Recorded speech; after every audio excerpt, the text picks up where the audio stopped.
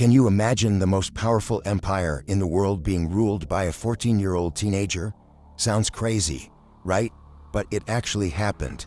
And not just with any empire, we're talking about the greatest empire of antiquity, the Roman Empire. This young ruler was Elagabalus, remembered to this day as the most extravagant, perverted, and enigmatic emperor in Roman history. Elagabalus was born in 203 AD in Emesa, Syria, a city steeped in religious traditions and marked by the worship of the sun god El-Gabal. From a very early age, Elagabalus was prepared to serve as the high priest of this cult, living surrounded by rituals, processions, and Eastern symbols, all of which he would later bring to the heart of Rome. Behind his upbringing stood a figure who would change the empire's destiny.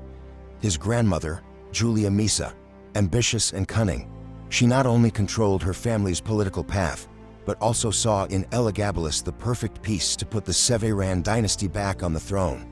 When Emperor Caracalla was assassinated in 217 AD, Rome plunged into a dangerous power vacuum. The throne passed to Macrinus, the head of the imperial guard, a man with no ties to the Severan dynasty, and that alone was enough to make his position fragile. He tried to rule, but soon lost the support of the legions, increasingly dissatisfied with his leadership. This is where Julia Misa's ambition came into play.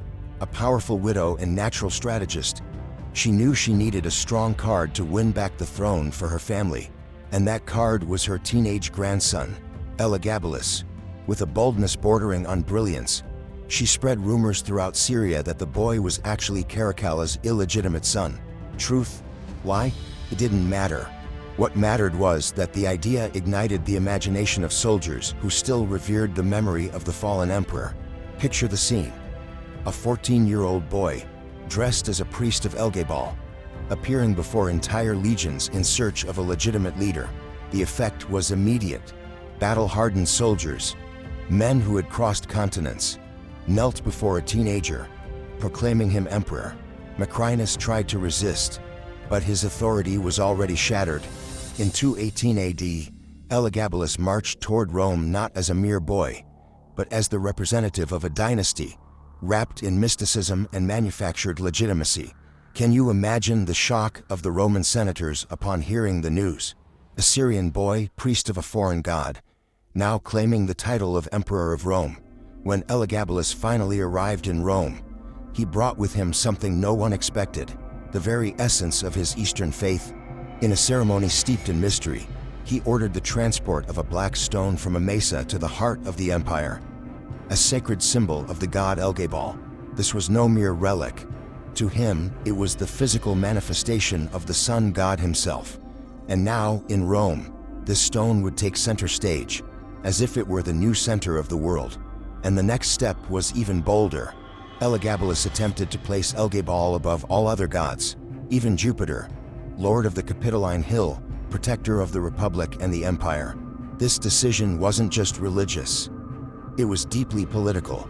By elevating El-Gabal to the highest rank, Elagabalus created a direct link between himself and divine power, as if his reign were sacred. But can you imagine the impact this had on the Romans? For the Senate, accustomed to millennial traditions, this was an affront. For the people, used to gods who, though powerful, coexisted side by side, seeing Jupiter placed beneath a foreign deity was incomprehensible. If the religious changes alone were enough to shake Rome, Elagabalus's personal life became an even more scandalous spectacle, and he seemed fully aware that each of his choices struck a blow against the deepest traditions of Roman society. Shortly after coming to power, he married Julia Cornelia Paula in a traditional ceremony befitting an emperor, but the marriage didn't last.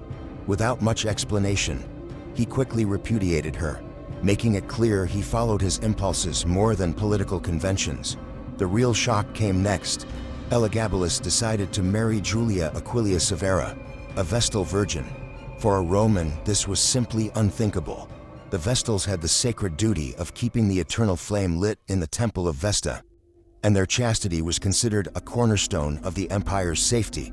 Breaking that taboo was akin to challenging the gods themselves. Yet Elagabalus not only dared to do it, he claimed the union had a religious meaning. According to him, the marriage between the priest of El-Gabal and the guardian of the sacred flame would guarantee Rome's prosperity. As if that weren't enough, another marriage further deepened public disdain. Elagabalus married Aeneia Faustina, the widow of a man who had been executed under his own orders, a gesture seen as cruel and humiliating, revealing just how far he would go to satisfy his desires.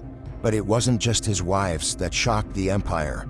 The young emperor had public relationships with men, something that, while not uncommon in Rome, became unacceptable when displayed so openly by a ruler. Among these lovers, one stood out: Hierocles, a mere slave, whom Elagabalus referred to as his husband. For a society built on ideals of discipline and strict masculinity, seeing the emperor assume a role considered submissive was a brutal break from the image expected of a Caesar. And it didn't stop there. Inside the palace, Elagabalus seemed to live in a parallel world. While other emperors made a point of demonstrating virtue, discipline, and sobriety as marks of power, Elagabalus chose the opposite path. He enjoyed wearing women's clothing, elaborate makeup, sparkling jewelry, and even hairstyles copied from Roman elite women. The imperial palace, traditionally the center of imperial administration, became the stage for endless parties. Halls were filled with dancers, musicians, and courtiers, turning the space into a mix between an Eastern temple and a performance hall. The Senate was outraged, but Elagabalus didn't seem to care in the slightest, and the most talked about episodes bordered on the unbelievable. The first was the opening of a brothel inside the palace itself. Yes, the emperor of the greatest empire in the world had entire rooms prepared to function as houses of prostitution, and according to reports, he even placed himself there as if he were one of the courtesans. Then came the banquets. These weren't simple dinners, but true spectacles. Ancient sources describe feasts where, in the height of extravagance, rose petals were poured from the ceiling in such absurd quantities that some guests allegedly suffocated, dying amid the scent and the overwhelming luxury. Whether the account was exaggerated or not no longer matters. What remains is the image of an emperor who treated life and death as part of a grotesque show. But perhaps the most striking detail of his private life was his desire to transform his own body. It's said that Elagabalus offered fortunes to doctors who could alter his anatomy, in an attempt to fully assume a female role. And the scandals weren't limited to the palace or his personal life. Even in the heart of Roman politics, Elagabalus and his family disrupted structures once thought untouchable. His mother, Julia Soaemias, was not content with the discreet role reserved for elite women. She insisted on participating in Senate sessions, something that had never happened before, and Elagabalus seemed to enjoy pushing even further. He even proposed the creation of a female Senate on the Quirinal Hill, composed of matrons who would discuss matters of the empire. By today's standards, that might sound like a symbolically inclusive, even revolutionary measure, but at the time it was seen as a tasteless joke. Whether it was a gesture of innovation or just a whim, we may never know for sure, but the effect was immediate. The Senate's disdain only grew. The political class already viewed Elagabalus as a threat to order, and now, beyond the strange rituals and scandalous lifestyle, even the institutions seemed at risk. Over time, Elagabalus's popularity plummeted. The scandals, bizarre rituals, and life of excesses caused even the Praetorian Guard, meant to be his shield, to start turning against him. Tension grew in Rome, and conspiracies were already swirling through the corridors of power. That's when his grandmother, Julia Misa, once again showed her mastery of political strategy. To try to save the dynasty, she convinced her grandson to adopt his cousin, Alexander Severus, as his heir. The idea was simple: calm things down, offer a hope of stability, and keep the Severan line on the throne. First, it seemed to work, but it didn't take long for Elagabalus to regret it. The young Alexander was becoming too popular, and the emperor, afraid of losing his grip on power, tried to cancel the adoption. That was the fatal misstep. The Praetorians, already furious, saw the perfect opportunity and decided to act. In March of 222 AD, at the guard barracks, Elagabalus and his mother Julia Soaemias were cornered. The emperor tried to hide in a chest, desperate to escape the massacre, but was discovered by the soldiers. The assassination was brutal. According to reports, he was stabbed repeatedly to death, while his mother was executed before his eyes. The violence didn't end there. His body was dragged through the streets of Rome, exposed to public contempt like a common criminal. Some accounts say he was even decapitated before being thrown into the city sewer, only to be removed and given a final fate. Tossed into the Tiber River, the punishment reserved for traitors. Thus ended the life of an emperor who, just 4 years earlier, had been proclaimed Caesar at the age of 14. A journey that began with promises of glory for the Severan dynasty ended in a grotesque spectacle of hatred and revenge. The story of Elagabalus shows how even the world's most powerful empire could be shaken by someone who dared to defy all the rules. In just a few years, this teenager became Rome's greatest scandal.